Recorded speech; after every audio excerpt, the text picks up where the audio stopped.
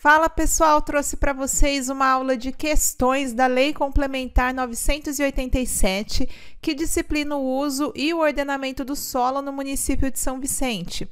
Eu sou a professora Rosiane Augusto, eu dou aula de legislação municipal aqui na MGL. Se você ainda não se inscreveu, aproveita agora, se inscreve no canal, ativa o sininho de notificações e também já deixa aquele like aí no vídeo que eu tenho certeza que vai ser útil para você. Então vamos lá para a nossa aula. Então, vamos lá, Lei Complementar 987, iniciando aí com uma questãozinha que trata alguns conceitos, algumas definições iniciais, lá nos primeiros artigos da legislação. De acordo com a Lei Complementar 987, é correto afirmar. E como eu oriento vocês, tentem responder aí, né, primeiro, para depois ver comigo aqui qual é a resposta certa, tenta resolver aí.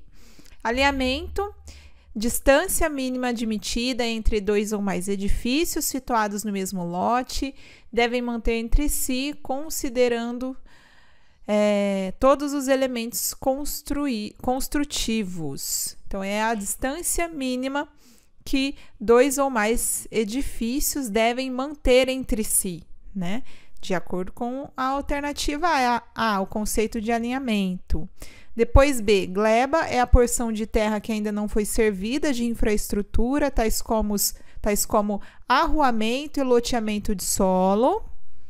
Depois C, empreendimento habitacional de interesse social, que seria correspondente ao parcelamento do solo, uma edificação ou um conjunto de edificações destinado total ou parcialmente à habitação de mercado popular.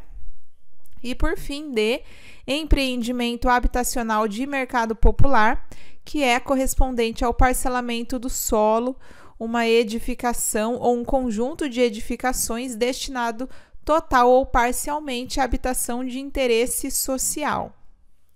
E aí, qual vocês assinalaram como correta nessa questão?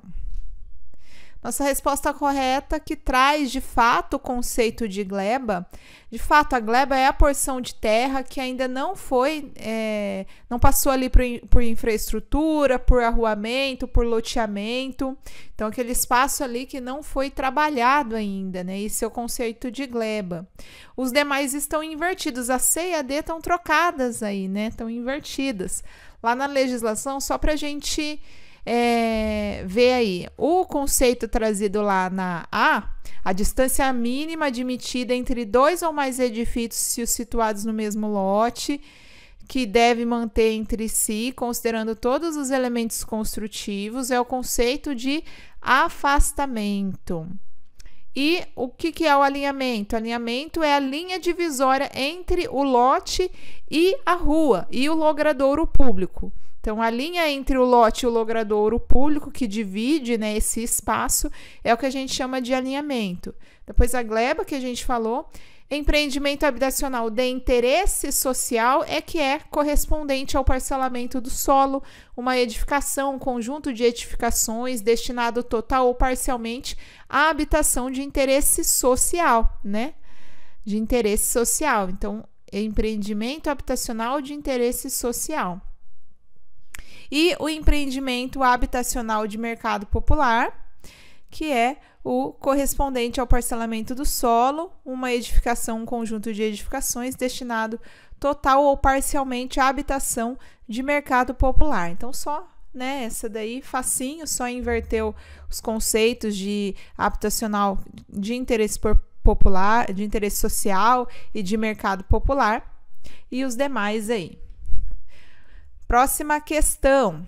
Os imóveis ou áreas que são ou que vierem a ser tombados por legislação municipal, estadual ou federal, enquadra-se em que categoria? Vai ser classificado como? Receber qual classificação? Aqui falando então dos imóveis, né? Que foram tombados, foram considerados ali de patrimônio histórico do município e recebem uma classificação específica. Qual é ela? A, área de proteção cultural e paisagística. B, zona especial de preservação, zona especial de proteção ambiental. E D, zona de preservação e desenvolvimento sustentável.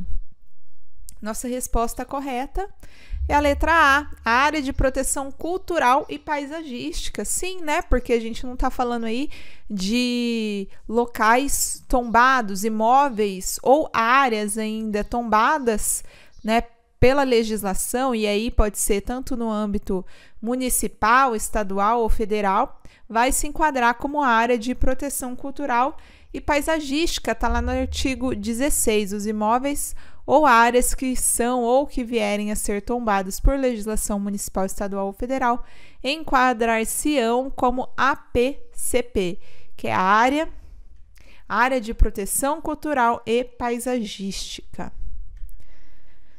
Próxima questão agora sobre os helipontos. Todos os helipontos devem estar instalados a uma distância mínima de, entre si, medida a partir do centro geométrico do ponto de pouso. Assinale a alternativa que preencha corretamente a lacuna. Então, qual é essa distância mínima que deve haver entre os helipontos, né, que eles devem ser instalados a partir do centro geométrico do ponto de pouso? 200, 300, 400 ou 500 metros. Nossa resposta correta é a letra C, 400 metros. Tá lá no artigo 34, que trata dos helipontos. Leiam este artigo também, né? Relembrem aí. E o parágrafo 4º que diz: todos os helipontos devem estar instalados a uma distância mínima de 400 metros entre si, medida a partir do centro geométrico do ponto de pouso, certo? Então, entre si, precisam de estar aí pelo menos 400 metros de um e outro, certo? Próxima questão. Também para preencher a lacuna aí da afirmativa. Nas vias que não possuam faixa exclusiva ou corredores de ônibus, o recuo entre a fachada ativa e o logradouro público poderá abrigar excepcionalmente vagas de estacionamento de automóveis, desde que limitado a, no máximo, tanto X% da testada do imóvel e autorizado por órgão competente de trânsito. Qual é esse percentual que é limitado aí? O máximo da testada do imóvel que vai ser autorizado excepcionalmente.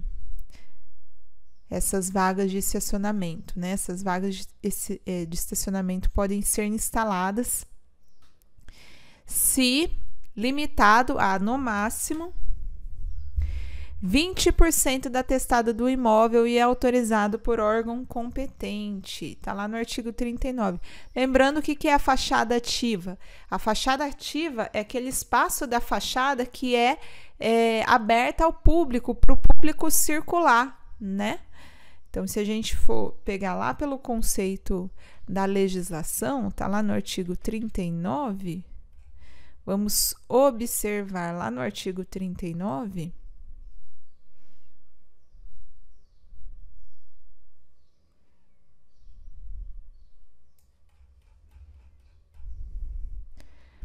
A fachada ativa.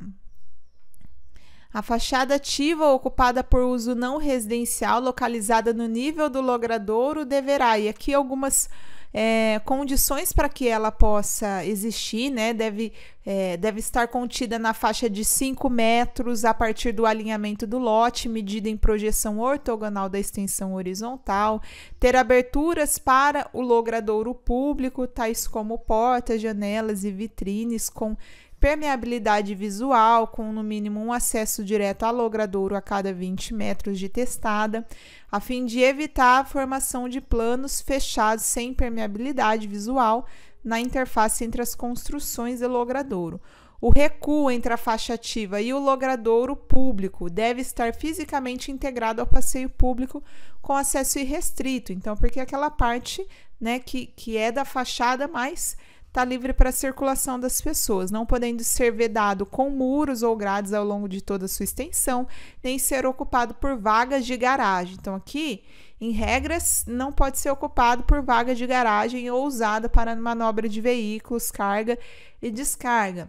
E aí o parágrafo 2º vem complementar: nas vias que não possuam faixa exclusiva ou corredores de ônibus. Então, para essas vias específicas que não tem corredor de ônibus e não tem faixa exclusiva, o recuo entre a fachada ativa e o logradouro pode ter vaga de estacionamento, de modo excepcional. Então, aí uma exceção, desde que limitado a 20% da testada do imóvel e também autorizado pelo órgão competente de trânsito. Mas, nesse caso aí, é possível ter vagas de estacionamento, certo?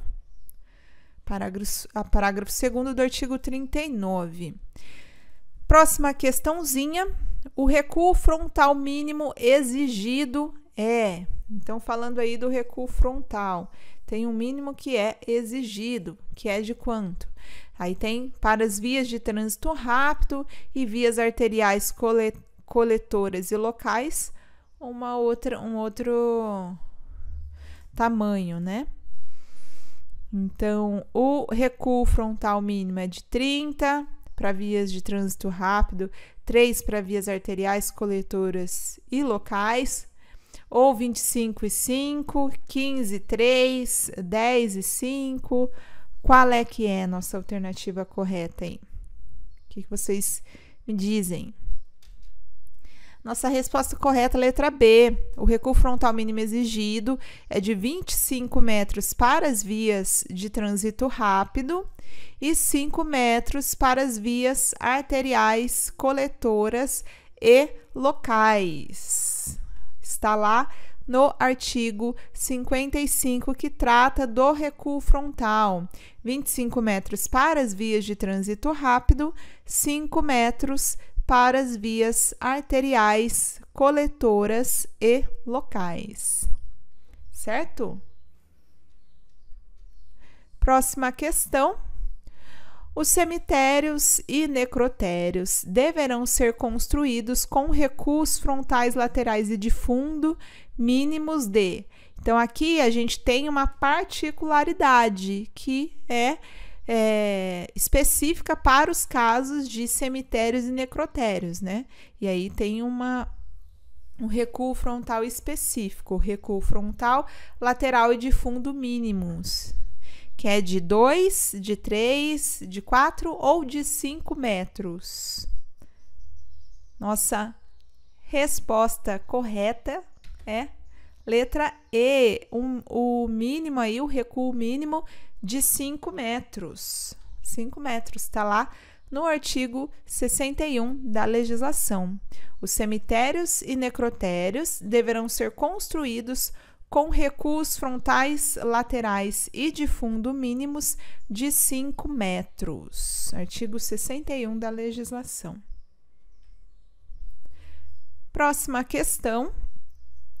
Os conjuntos residenciais, comerciais ou de prestação de serviços e mistos deverão atender, entre outros, o seguinte critério: possuir áreas livres de uso coletivo, destinadas a jardins, recreação ou circulação não inferiores a 40% da área total do terreno, observar os recuos mínimos laterais e de fundo de 2,5 metros, 2,5 metros. Para o trânsito de pedestres, todas as edificações do conjunto deverão ter acesso à via pública por meio de calçadas de uso comum com faixa livre de largura não inferior a 3 metros. E D, possuir pista para circulação de veículos com largura não inferior a 3 metros. E aí, tempo para responder. Qual é a nossa resposta correta? E, embora não tenha assinalado aqui para vocês, mas é A letra D, possuir pista para circulação de veículos com largura não inferior a 3 metros. Letra D aqui é a nossa correta, alternativa correta.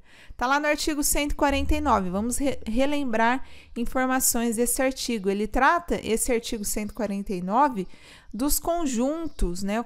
Conjuntos, vamos ver até lá na legislação que tem informações importantes que a gente pode relembrar sobre esse assunto.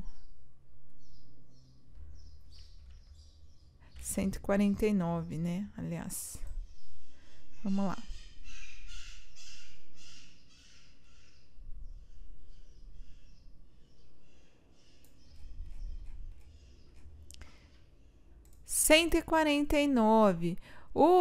O 148 que inicia falando dos conjuntos, né? Os conjuntos aqui falando dos conjuntos residenciais, comerciais ou de prestação de serviços e mistos. Os conjuntos, então, eles deverão atender algumas exigências. Quais são elas?